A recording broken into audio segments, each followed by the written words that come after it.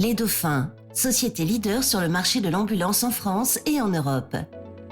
Fort de ses 30 années d'expérience et de son équipe de professionnels, Les Dauphins est à votre écoute et à votre disposition pour toutes les demandes concernant l'équipement de l'ambulancier. Les Dauphins assurent aujourd'hui une présence dans une vingtaine de pays à travers le monde grâce à une équipe de commerciaux à votre entière disposition. Les Dauphins, notre passion, votre satisfaction.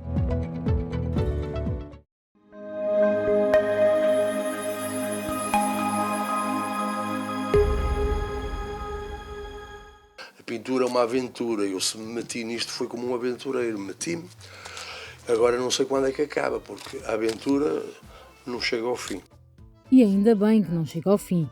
Ele é André Lima, pintor vienense que fez de Paris a sua casa na década de 1970, quando Assalto fugiu do regime de Salazar e da ideia de ser enviado para a guerra do ultramar. Mas a aventura em França começou em Grenoble. No Teatro Municipal, o diretor deu-me um emprego de limpeza nos bastidores e eu fui, tinha um contrato, e depois o diretor viu que eu nas horas de vaga estava a fazer bonequinhos.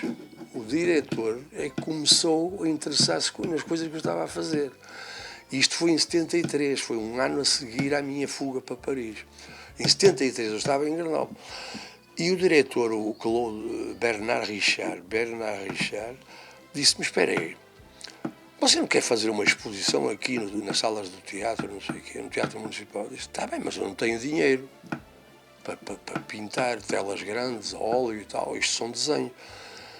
E ele arranjou-me uma bolsa, deixei de ser trabalhador de limpeza, arranjou-me uma bolsa do município de Grenoble para 8 meses e para dali a 8 meses, quando eu tivesse o contrato de trabalho terminar, fazer uma exposição. E assim foi. Eu fui para casa com uma bolsa do município de Grenoble e tinha 8 meses para preparar uma exposição a óleo. Eles compramos o material, as telas, e eu meti-me em casa com um entusiasmo enorme, uma chance daquelas. Então comecei a exprimir-me, pronto. E aí foi a primeira etapa. Entusiasmei-me ainda mais. Depois, quando vi que tinha legalizado a minha situação em França, foi para Paris, que era o meu sonho, era Paris. Em Paris foi além do sonho. Encontrou um conforto quase parental nos amigos que o acolheram e desse apoio começaram a surgir as oportunidades. Comecei a trabalhar com eles e depois foi para as galerias. De vez em quando ia às vernissagens, fazia relações e comecei a expor em Paris, aqui, ali e tal, e depois no ateliê, a dar aulas de pintura, de desenho com eles. E foi uma sorte. Foi o encontro mais fabuloso que aconteceu, foi eles. O mexicano, o Gerardo, e o uruguaio, que era do Guatemala. Criei o hábito de ir a todas as inaugurações que eu podia e não falhar, ali. Todas as semanas haviam 20 e tal inaugurações. Veja bem, todas as semanas haviam 20 e tal inaugurações.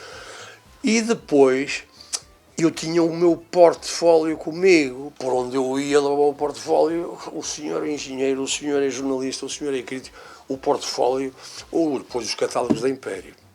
Portanto, eu fazia a autopromoção do meu trabalho, por onde passava, nos vernissagens, nas galerias, nos cafés, nas empresas portuguesas. Depois foi um leque de empresários.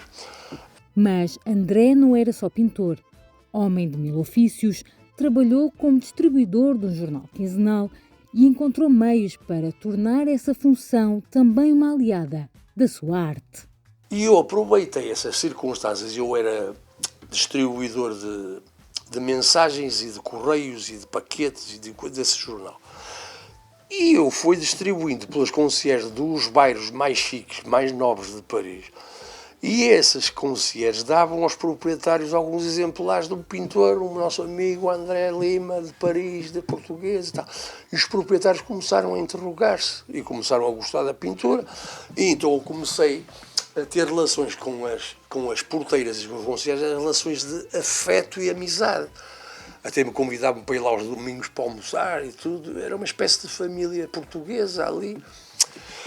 E transmiti os meus catálogos à burguesia parisiense. Não vamos dizer francesa, parisiense. A par da pintura e da escultura, De igual forma, a escrita sempre o prendeu.